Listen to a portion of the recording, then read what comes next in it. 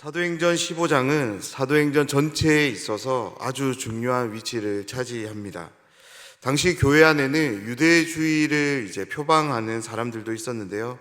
그들은 이방인이 구원을 받으려면 모세의 법, 즉 율법이 규정하는 그 할례를 받아야 된다라고 이렇게 주장을 했습니다. 하지만 바울과 바나바를 비롯한 이방인들에게 복음을 전한 사람들의 주장은 이러한 유대주의자들과는 조금 달랐는데요. 이방인들이 구원을 받기 위해서 필요한 것은 예수 그리스도를 믿는 이 믿음이지 율법과 같은 것이 필요치 않다라고 주장을 했습니다.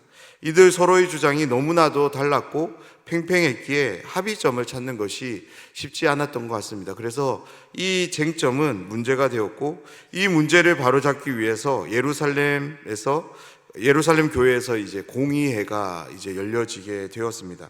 그렇습니다. 사도행전 15장은 바로 이방인의 구원 문제, 이 문제를 다루고 있는 예루살렘 공의회의 상황을 소개하는 내용인데요.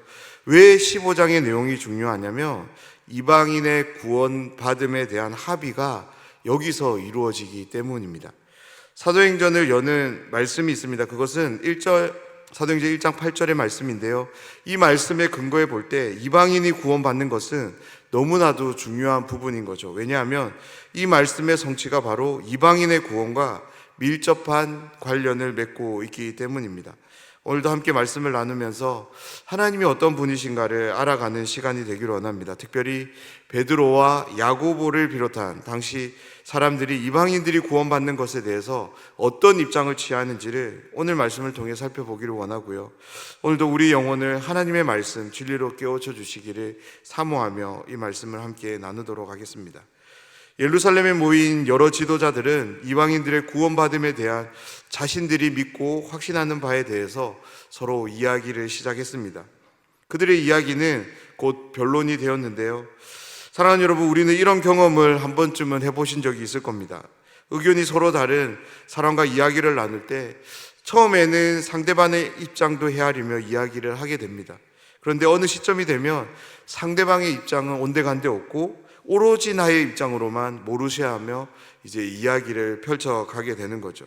그런데 그때 내가 하는 말을 우리가 다시 곰곰이 한번 생각해 보면 논쟁에서 이기기 위해서 말을 하고 있는 내 자신을 발견하게 되는 것입니다. 분명 처음에는 서로의 의견 차이, 그 간격을 좁히기 위한 말을 시작했습니다. 그런데 나중은 어떻습니까? 논쟁에서 이기기 위해서 상대방이 하는 말을 듣는 신용만 할 뿐, 상대방이 말을 하는 그 틈에도 나의 논리를 만들어가고 내 말을 준비하고 있는 거죠. 예루살렘 교회에 모인 사람들의 상황이 이런 상황이었으리라 생각됩니다. 서로의 입장이 너무나도 분명했기에 이 입장 차이를 그 누구도 쉽게 좁힐 수 없었습니다. 그때 예루살렘 교회의 최고 지도자인 베드로가 모든 변론을 잠재우며 일어나 말하기를 시작하는데요. 어제의 말씀입니다. 15장 7절에서 10절의 말씀을 베드로가 선포하는데, 베드로의 말의 요지는 이렇습니다. 베드로는 먼저 하나님께서 이방인에게 복음을 전하게 하시려고 오래전에 자신을 택했다고 먼저 증언합니다. 이 부분만을 보면 우리가 한 가지 오해하는 부분이 생겨납니다. 우리에게는 공식처럼 짜여진 내용이 있습니다. 그것이 무엇입니까? 베드로는 유대인을 위한 사도로, 바울은 이방인을 위해 세워진 사도라는 공식인 거죠. 그런데 베드로는 자신에 대해서 이방인을 위해 하나님께서 택하신 자라고 이렇게 소개하고 있는 것입니다. 그런데 베드로의 이 말이 틀리지 않은 것은 바로 고넬료 전도 사건이 있기 때문입니다. 그것은 분명 하나님이 인도하신 복음 사역의 결과로 일어난 일이기 때문인 거죠. 베드로는 계속해서 하나님에 대해서 마음을 아시는 분으로 소개하고, 그 하나님께서 이방인들에게도 성령을 주셨다라고 말씀합니다. 성령을 받은 이방인들은 믿음을 갖게 되었고, 그 믿음을 통해 그들의 마음에 깨끗하게 되었음을 베드로는 말합니다. 하나님께서 그들과 우리 이방인들과 유대인들을 차별하지 않으심을 가감없이 선포하고 있습니다. 지금까지 복음사역이, 특별히 이방인을 향한 복음사역이 성령 하나님을 통해 어떻게 진행되고 있는지를 정확히 꿰뚫고 있었던 베드로는 유대주의자들을 향해 우리들도 감당하지 못한 율법 지킴을 이방인들에게 강요하는 것이 옳지 않은 것이라는 그런 일침을 가하는 것이죠. 최고 지도자였던 베드로의 원포 앞에서 모두는 잠잠할 수밖에 없었는데요. 그래서 오늘 본문의 첫 말씀인 12절의 말씀을 이렇게 시작합니다. 온 무리가 가만히 있어 베드로와 바울이 하나님께서 자기들로 말미암아 이방인 중에서 행하신 표적과 기사에 관하여 말하는 것을 듣더니, 누가는 12절 첫 부분인 온 무리가 가만히 있어를 통해서 이 당시 분위기를 우리에게 들려줍니다. 바로 현장에 모인 모든 사람들이 베드로가 전한 이 말을 긍정적으로 받아들이고 있다는 것이죠. 사랑하는 여러분, 만약 그렇지 않았다면, 예루살렘 교회에 모인 무리가 베드로의 말에 동의를 표하지 않았다면 어떤 상황이 기록되었을까요? 베드로의 말이 채 끝나기도 전에 더 소란스러움이 일어났음을 누가는 분명히 기록했을 것입니다. 이때 바나바와 바울이 말을 이어봤는데요. 바나바와 바울은 예루살렘 교회에 모여든 사람들에게 자신들이 그동안 했던 선교 보고를 합니다. 자신들이 안디옥 교회에서 파송받은 후를 시작으로 하나님께서 자신들을 어떻게 인도하셨고, 그리고 이방인들에게 복음을 전하는 가운데 나타난 표적과 기사들을 통해서 그들에게 구원 역사가 어떻게 펼쳐졌는가를 상세하게 설명했을 것입니다. 바울과 바나바가 말하기를 마치기를 기다렸듯이 이번에는 야고보가 이제 말을 시작하는데요. 여기에 나오는 야고보는 예수님의 제자 야고보가 아닙니다. 예수님의 제자 야고보는 그 앞에서 이제 순교를 당합니다. 여기에 나오는 야고보는 예수님의 친동생이며 이 당시 베드로와 함께 예루살렘 교회를 인도했던 그런 지도자 야고보입니다. 이 야고보가 언제 회심했으며 어떻게 교회의 지도자가 될 수 있었는지를 성경은 우리에게 증언해 주고 있지 않아서 알 수는 없지만, 오늘 말씀을 통해서 우리가 한 가지 분명히 확인할 수 있는 것은 이 야고보는 지도자로서 이 공의회를 인도해 가는 한 사람인 것을 우리는 확인할 수 있는 것입니다. 그래서 오늘 이 본문에 나오는 야고보의 말은 일개 한 사람의 의견이 아니라 어떤 의미에서 이 공의회의 내용을 정리하는 내용이며 합의점을 이제 공포하는 그런 내용으로 우리가 볼 수 있습니다. 야고보는 모여든 사람들의 주의를 환기하기 위해 이렇게 말씀을 시작하는데요. 형제들아, 내 말을 들으라 입니다. 우리가 이방인의 구원에 대해 서로 다른 생각을 가질 수 있지만 우리가 주 안에서 한 형제라는 것이죠. 그러면서 말씀을 시작하는데요. 하나님이 처음으로 이방인 중에서 자기 이름을 위할 백성을 취하시려고 그들을 돌보신 것을 시므온이 말하였으니, 여기서 시므온은 베드로를 가리키는 말입니다. 야고보는 하나님께서 베드로를 사용하셔서 이방인 선교의 문을 시작하셨다라고 말하는 거죠. 그러면서 자신의 주장을 입증하기 위해서 구약의 선지서를 인용하는데요.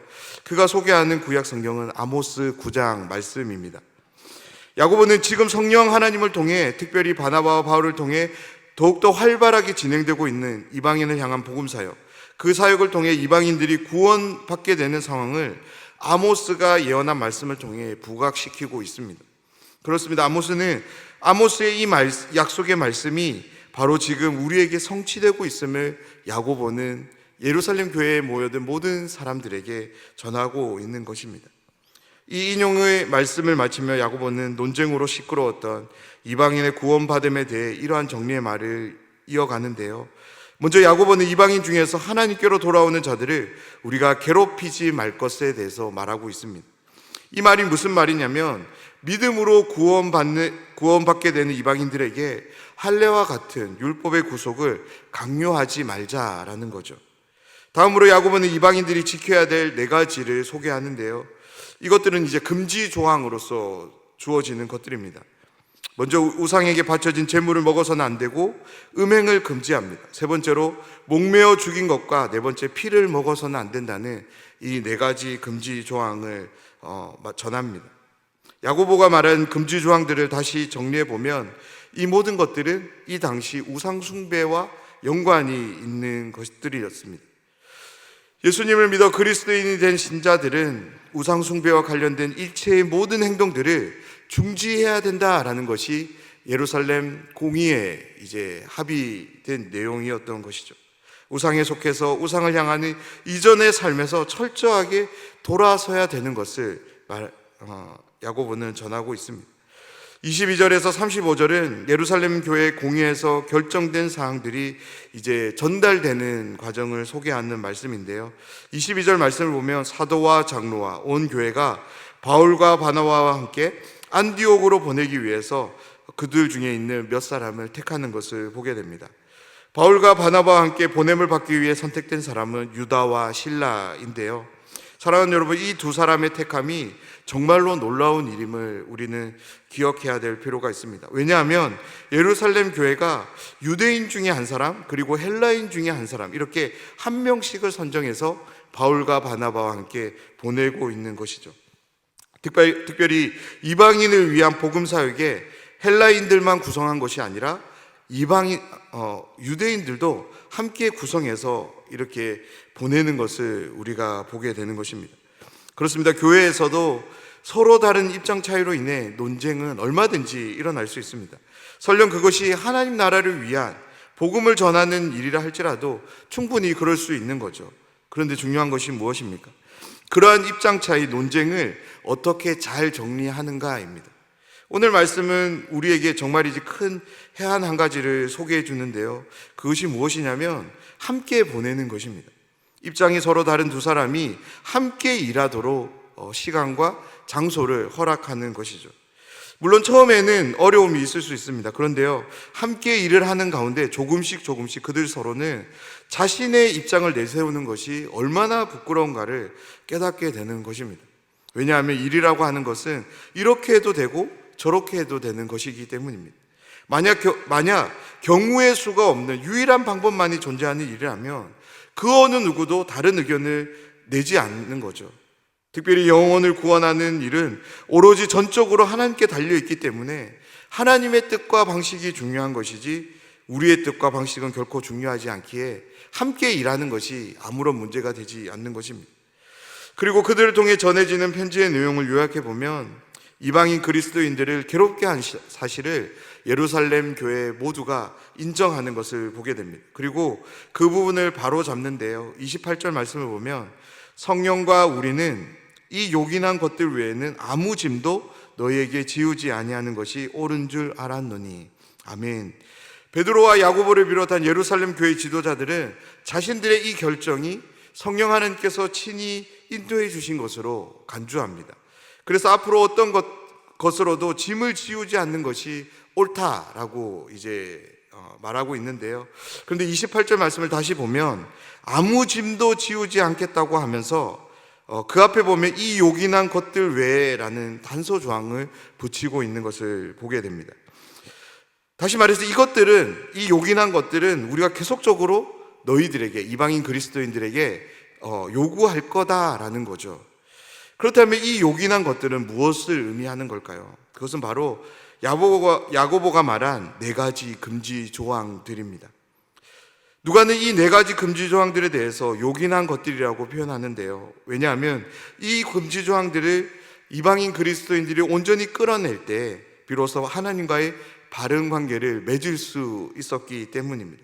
그렇습니다. 이 4가지 금지 조항들은 이방인 그리스도인들로 하여금 하나님과의 바른 관계를 맺도록 하기 때문에 요긴한 것으로 표현하고 있습니다.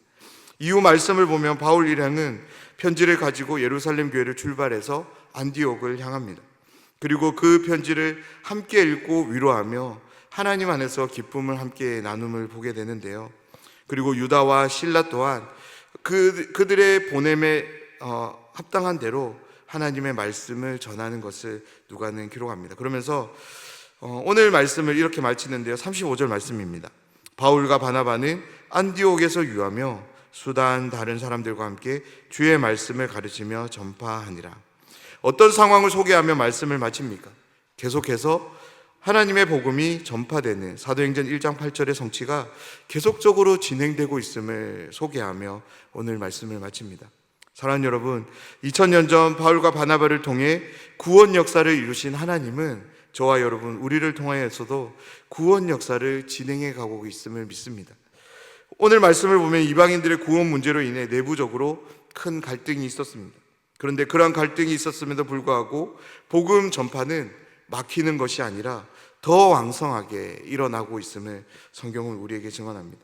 오늘도 믿음의 눈을 들어서 잠잠히 기도하며 하나님의 주권적인 역사 가운데 이 복음 사역이 진행됨을 믿고 신뢰하며 이 놀라운 복음 사역의 주역이 되어서 하나님 나라의 확장에 귀히 쓰임 받는 모든 분들이 되시기를 주님의 이름으로 축원합니다. 이 시간 우리 단기 선교